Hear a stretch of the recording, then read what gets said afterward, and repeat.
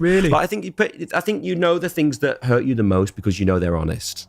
So when someone says something you like, if they hurt you, then it hurts you a lot, then you know there's some truth in it because it hurt you. If it's ridiculous, you just go, oh, that was funny. As if they said that. You know what I mean? Really? Imagine finding out your loved one has passed away, not from a phone call or a family member, but from a cold, emotionless notification on your phone. That is exactly what happened to Liam Payne's sister, Nicola. As she innocently glanced at her screen, her world shattered with the news that her brother was gone, and she hadn't even heard it from someone close to her. This painful reality highlights a growing problem in today's social media and news-driven world, where the race to be the first to report often leaves behind the respect and dignity that families deserve. Buckle up, loves. Unfortunately, we've got more disturbing news about Liam's demise, and upon looking back, people are realizing that he, in fact, gave us so many signs that he needed help. This is super heartbreaking, and so without further ado, let's get right into it. Está en una habitación que tiene balcón y bueno, estamos un poco con temor de que haga algo que le ponga en riesgo su vida. I'm back. First things first, in a heartbreaking revelation, Nicola Payne, Liam Payne's older sister, shared the devastating moment that she learned about her brother's death through a news alert on her phone. Celebrities aside, just imagine hearing about your loved one's demise via some random gossip outlet, and even worse, them attaching his body in the most undignifying way ever. Everyone who has experienced grief will tell you that they have never forgotten about the way that they got the news. And even if it's broken to you in the most thoughtful way, the dark memory of that fateful day lingers on. Now imagine it not coming from a family member or a close friend, but from a cold, unfeeling notification on the screen. I went cold. That's the only way Nicola could explain what she felt. The thing is, for the rest of us, the headline was as simple as Liam, 31, dead after a tragic fall from a hotel balcony in Buenos Aires. But for Liam's family, this was not just a headline. This was their reality, one that shattered their world in an instant. In Nicola's IG post, she expressed her disbelief, saying that she had hoped it was all a mistake. I wanted so much for this to be untrue, she wrote. Nicola was grasping for anything that could make the gut-wrenching news a bad dream, but the reality was too brutal to deny. However, guys, the biggest problem here isn't the insensitive race to be the first to post, which has become the new norm of breaking celebrity news. Let me bring you some breaking news now. Coming into us from Sky Sources, the singer Amy Winehouse has been found dead in her North London flat. That was Jim Dale. We've got some breaking news for you now. In the past few minutes, it's been confirmed that the TV presenter Caroline Flack has died at the age of 40.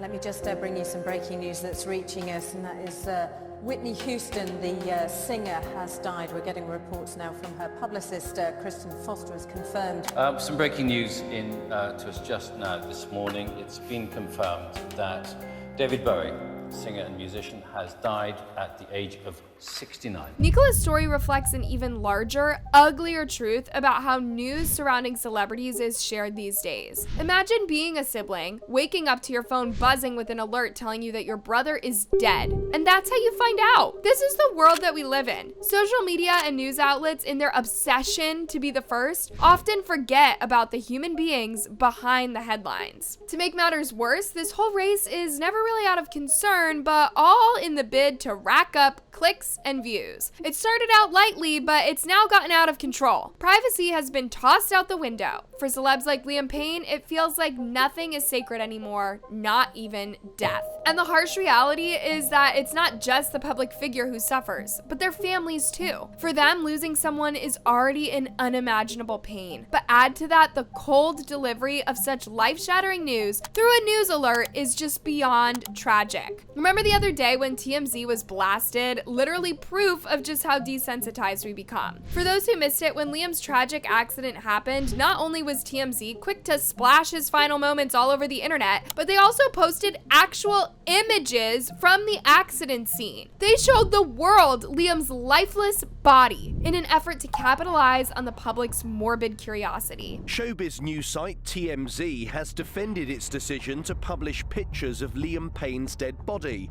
The American publication posted pictures showing the singer's arm, waist and tattoos after he fell 45 feet from a hotel balcony in Buenos Aires. But the website's executive producer, Michael Babcock, has claimed that TMZ was simply trying to confirm reports Payne had died before police had established his identity. He told Fox 5 New York that police had not confirmed yet that it was Liam, and the photos of his arm were used to match up the tattoos before being deleted afterwards. Honestly, it's become almost like a reflex. Something happens to a celebrity, and before the family even has time to process it, the world already knows. It's not just about keeping people informed anymore, it's about being first. It's in moments like this when we realize just how much we've allowed the media to have this much power to trample on people's privacy and dignity for the sake of engagement. But we shouldn't be surprised, should we? If anything, in this digital age, everyone wants to be the first to share the news, even if it's something as sensitive as a celebrity's death. The world is always watching, waiting for the next headline, the next post, the next like, the next retweet. It's almost as if people have become fascinated with being part of the story rather than respecting the lives involved. But here's the thing, Liam Payne's death isn't the first time we've seen this, and it probably won't be the last. Remember Kobe Bryant's tragic helicopter crash? His family hadn't even been fully notified when TMZ dropped the bombshell on the world.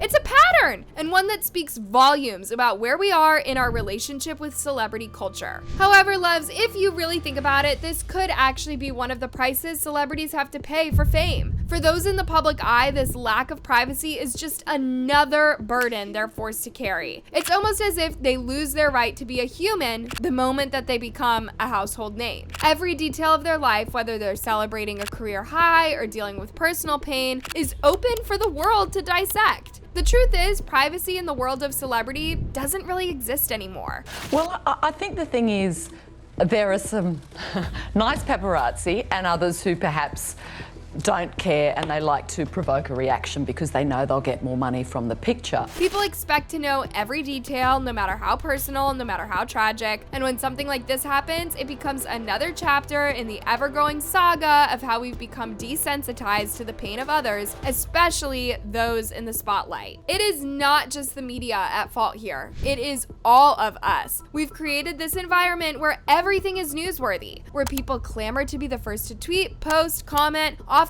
without even considering the human cost. And as much as we criticize TMZ or other outlets for their intrusive reporting, the truth is that we keep consuming it. We click, we share, we react, and the cycle continues. And please do not get me wrong, me calling the news outlets out is the pot calling the kettle black, since I am literally doing the same thing. But there are always limits, don't you think? I, for one, believe we live to learn, and for that, social media platforms and news outlets are constantly chasing the next viral story without ever pausing to consider the impact that it might have on those closest to the person they're writing about, which is something we all need to work on. At some point, we all have to know where to draw the line. But there is hope, because as long as fans keep calling media out in the future, they might be more sensitive when sharing some info. Liam's death should prompt a bigger conversation about the way that we treat celebrities, the way that we invade their privacy, and how quick we are to share their most intimate, painful moments for the sake of a headline. It is time we start treating celebrities like people again, and maybe, just maybe, we can prevent another family from having to learn about their loved one's death through a notification on their phone. It was hard. Part of it was kind of like we were sad someone had left, but also sad that he was not enjoying it so much that he had to leave. Speaking of Liam's family, his other sister, Ruth Gibbons, wrote probably the most heartbreaking tribute, saying she wished she could have saved Liam. Many did not know that even as Liam was at his best, his family was dealing with a completely different side of him. Tonight, ABC News has learned a toxicology report revealing former One Direction singer Liam Payne had a mixture of drugs in his system when he fell to his death from from a third-floor hotel balcony in Buenos Aires. Authorities say they found traces of the party drug pink cocaine in his system, along with other drugs. Police previously releasing pictures showing drugs found inside his room, along with a smashed TV. After the toxicology report revealed that Liam was heavily intoxicated at the time of his death, we all might just be learning about his long battle with mental health when his family has been down this road with him way too many times. This is yet another story that shatters the glamorous image of fame, showing us the dark and lonely side of being in the spotlight. As we all thought that he was living the dream, enjoying the perks of global stardom, the reality behind the scenes was a nightmare of internal battles and unresolved pain. What's heartbreaking is that the signs of his struggle were there long before his final days. A little bit of time out, actually. Sorry for the MIA. You guys know there was a few reasons why I did that. And I just need to take a little bit of time out for myself, actually, because I kind of became somebody who I didn't really recognize anymore, and I'm sure you guys didn't either. Let's break down the haunting signs that were there before his tragic passing and what led Liam from being the poster boy of One Direction to a man who felt trapped in his own fame. From the very beginning, Liam Payne's rise to fame was anything but ordinary. At just 14 years old, Liam went from being a regular boy playing football in Wolverhampton to auditioning for The X Factor. And before he knew it, he was already in a band where he quickly became known as the responsible one, the guy who held it all together. Now, who is the sensible one then? Who's the Gary Barlow here? Liam Payne. The expectations placed on him were too high for a kid. He wasn't just a pop star, he was seen as the glue of the band, the one who could handle the pressure and keep things under control. But the truth was, while Liam appeared to be doing too much, co-writing hits like Story of My Life and Little Black Dress, the weight of the world was already crushing him from the inside. Imagine being a teenager with global fame, sold-out stadiums, and millions of fans chanting your name, yet feeling incredibly isolated. Liam was trapped in a life that gave him no freedom, no privacy, and no real outlet to express the pain that he was feeling inside. One of the first glaring signs of Liam's inner struggles was his battle with alcoholism. Behind the polished, well-put-together star was just a man using alcohol as a coping mechanism. The fame, the pressure, the constant demand to be perfect, it all became too much. Drinking was his escape, and the only way he knew how to numb the overwhelming feelings of loneliness and anxiety that came with being a global superstar. During his time with One Direction, Liam struggled with this in silence. He tried to fight his demons while the world adored him, but the stadiums full of fans couldn't fill the emptiness he felt inside. The problem we had in the band, and I don't blame anybody for this, I don't want to seem like I'm whining or moaning, oh my God, look at my life, whatever. But it feels to me like when we were in the band, the best way to secure us, because of how big it got, was just lock us in our rooms. And of course, what's in the room? Minibar. So at a certain point, I thought, well, I'm going to have a party for one. And that just seemed to carry on throughout many years of my life. And then you look back, how long you've been drinking and stuff, you're like, Jesus Christ, that's a long time. His relationship with alcohol was a dangerous dance, one that would later spiral into an even darker place, because even as he struggled to meet the industry's demand, it was just never enough. I am broken. Liam's battle wasn't just with alcohol, it went much deeper than that. As far as his One Direction days, Liam had openly discussed his struggles with the thoughts of ending his life. And while he seemed to face these demons head on, talking about them publicly and seeking help, the darkness lingered beneath the surface. It's heartbreaking to think about how young he was, just starting out on his career, yet already grappling with these intense feelings. Even with all of his efforts to get better, it seemed like the pain never fully left him. The fame, the expectations, and the constant scrutiny weighed on him every single day. He might have had the world at his feet, but inside he felt like he had nothing. His life was a constant tug of war between trying to live up to what the world expected of him and dealing with the overwhelming sense of despair that came with it. You know, and I read similar sort of story or narratives in your story where, you know, you were having moments of that kind of like ideation. You were having moments of suicidal ideation. And yeah, I mean, there's some stuff that I've definitely like never spoken about to do with it. That was really severe.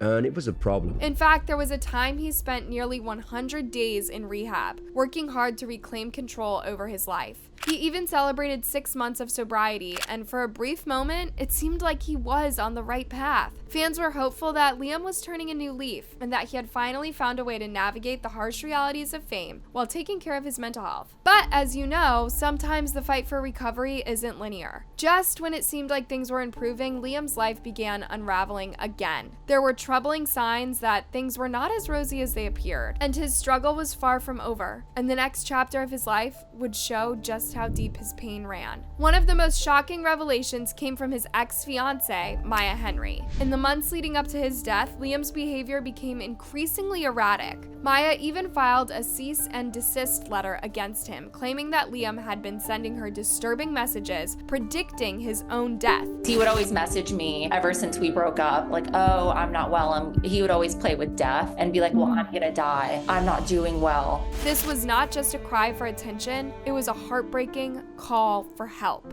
I have covered their relationship scandal in detail in this video. Be sure to check it out in case you missed it. While Liam's mental health was clearly a major struggle, his physical health also took a hit in the final years. Just last year, he was rushed to the hospital due to agonizing kidney pain, an episode that forced him to postpone his South American tour. This was yet another indicator of the toll that fame had taken on his body. The constant travel, the pressure to perform, and the internal struggles all led to actual physical pain. It was only until I saw myself after that I was like, right, I need to fix myself. There was like a few pictures of me on a boat and I'm all like bloated out, and I call it pills and booze face. And I was like this, like my face was just like 10 times more than it is now. And I just didn't like myself very much. Then I made a change. And the same thing happened this year with that sort of thing as well. But Liam's life was in a delicate balance of trying to maintain his career while also managing his deteriorating health, both mental and physical. The tragic irony is that while he was trying to take steps towards recovery, his body and mind were already deeply affected by years of stress and substance use. Oh, that's very sweet. You saved my life. Oh, thank you. Here, we're going to take coffee. You do this, right?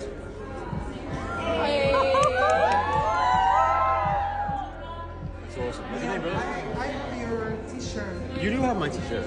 I have your t-shirt. Let's pretend. ¿Quién sigue? Dale. Oh. What's your nombre? Guido. Guido. Me llamo Liam. Good to see you. Thank you very much. One last thing. I have another tattoo. Oh, you got the whole thing. Whoa! You know I drew that, right? That's my drawing. No, it's my drawing. I drew it, yeah. Nice to meet you. Absolutely. Thank you very much. No, And with that, guys, it's now clear that Liam's last moments in Argentina paint a heartbreaking picture of a man who was desperately trying to hold it all together, but who was also done fighting. Even on his last day, for a brief moment, it looked like Liam was doing better. Photos of him on a balcony in Buenos Aires showed him looking calm and relaxed, enjoying the simple things in life. But sadly, moments later, things took a tragic turn. Liam reportedly smashed his laptop in a fit of erratic behavior, and shortly after, the balcony incident happened. For sure, fame doesn't protect anyone from the demons they battle inside. He was a man who had it all, the fame, the fortune, the adoration of millions, but still felt utterly alone. The signs are right there in front of us. People just failed to see them, and those who did probably didn't know how to help. On our way to the show. Good luck, Mr. Horan. Have a beautiful time out there. We're very proud of you. I'm sending thoughts and prayers to Liam's family. Also, guys, what is your take on the way that the media handles celebrity news? Do you think we've gone too far in the pursuit of being the first to report on tragedies? Let's talk about it in the comments.